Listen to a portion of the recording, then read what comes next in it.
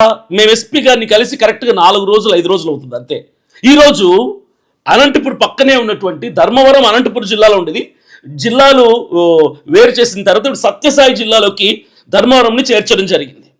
అనంతపూర్కి దగ్గరే ధర్మవరంలో ఇలాంటి ఘటన జరగటం ఎంత విచారకరం అంటే, ఎంత బాధాకరం అంటే, ఆ దాడి చేసిన వాళ్ళని ఫైండ్ అవుట్ చేయలేదు. ఇంకా ఎవరో 10 మంది వచ్చారని ఆ చుట్టుపక్కల ఉన్నటువంటి వాళ్ళు ఇస్తున్నటువంటి ఇన్ఫర్మేషన్ బట్టి ఎవరో తెలీదు, ఎక్కడి నుంచి వచ్చారో తెలీదు, ఎలా వచ్చారో తెలీదు, ఎందుకు వచ్చారో తెలీదు. కానీ ఒకటైతే స్పష్టంగా అర్థమవుతుంది, క్రైస్తవుల మీద ద్వేషంతో, క్రైస్తవుల మీద పగతో రగిలిపోతున్నారు వీళ్ళు.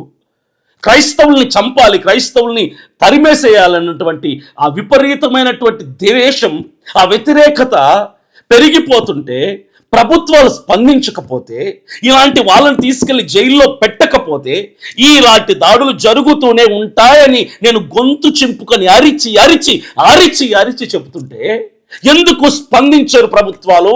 ఎస్పీ గారు, సిఐ గారు, ఎస్ఐ గారు సంఘటన స్థలానికి ఎస్ఐ గారు, సిఐ గారు వచ్చారన్నటువంటి ఇన్ఫర్మేషన్ నాకు వచ్చింది. సంతోషమే.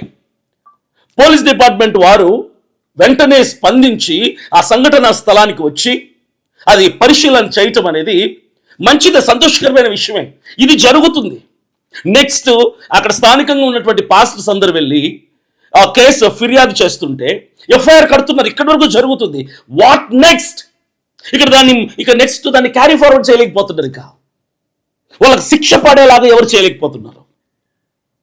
ఇది జరుగుతుంది.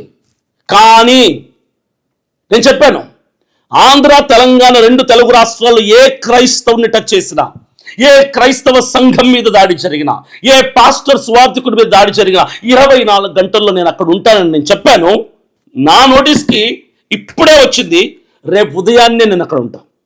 సత్యసాయి జిల్లా సంఘ కాపురులందరికీ సార్ మీకు 2 చేతులు ఎత్తి జోడించి నమస్కరించి ప్రాధేయపడుతున్నాను, రండి, ఏకమవుదాం.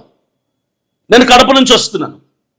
ఎందుకంటే మీరు అక్కడ దీన్ని ఇష్యూ చేయొచ్చు, స్టేషన్కి వెళ్ళొచ్చు, ఎఫ్ఐఆర్ కట్టించవచ్చు, దాని తర్వాతకి ముందుకు వెళ్ళటంలా. నేను రావటం వల్ల ఏమైతుందంటే దీన్ని గవర్నమెంట్ దృష్టికి, ప్రభుత్వం దృష్టికి తీసుకెళ్ళి ఖచ్చితంగా వాళ్ళకి శిక్ష పడేలాగా పోరాడతాము.